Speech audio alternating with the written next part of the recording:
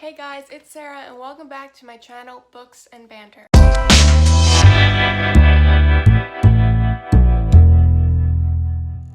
Today, we're going to be discussing my May to-be-read pile. So the first book that I have to be read in the month of May is that of The Kingdom of Back by Marie Lu. This is one of her newest books that came out, and I was debating for quite a while since it came out of whether I should get it or not, but it's gotten a lot of hype and love, and I decided to go ahead and buy it and add it to my to-be-read because why not? If you don't know what it's about, it's basically, obviously I haven't read it yet, so I don't fully know, but based on what I've heard other people say, this book is about Mozart's sister. It's kind of like a fantasy rendition. It's not like a historical fiction. It's fantasy, so right up my alley. It's about Mozart's sister who was equally as talented as him, but because she was a woman, she didn't get the recognition that she would have gotten if she was a man. So this sounded really interesting to me, especially since it's a fantasy rendition. So this is definitely going to be one of the books that I read during the month of May. My second book on my to-be-read pile is that of Lovely War by Julie Berry. This is another book that I've seen many booktubers mention in their to-be-reads or their book reviews and say that it was really good, it was very interesting. It's a historical fiction, so it takes place during World War I, I believe, and it's told from the viewpoint of Aphrodite, and it may be multiple other gods or goddesses, I'm not sure, but I do know the main one is Aphrodite.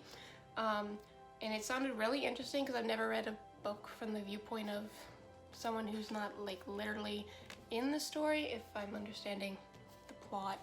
And this one was really first on my to-be-read pile to buy, so I'm really excited to get started to read this one. My third book on my May to-be-read pile is Finale by Stephanie Garber. This is the third and final book of the Carvel series. I am currently reading Legendary, and I'm hoping to have it done by the time May 1st rolls around so that I can get started on the final book. I'm absolutely loving this series so far, so I'm hoping that I will love this book as well, as it is the close of the series, so I can't wait to get to this in the month of May.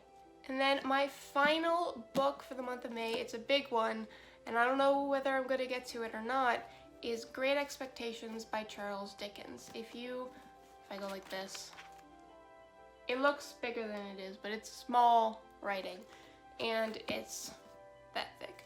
So it's not as daunting as some of my other books that I have on my shelf, like this and this. But you know, it's a daunting one, and it's really long, because you know Charles Dickens, he was paid per word he wrote, so he has lots of words in here.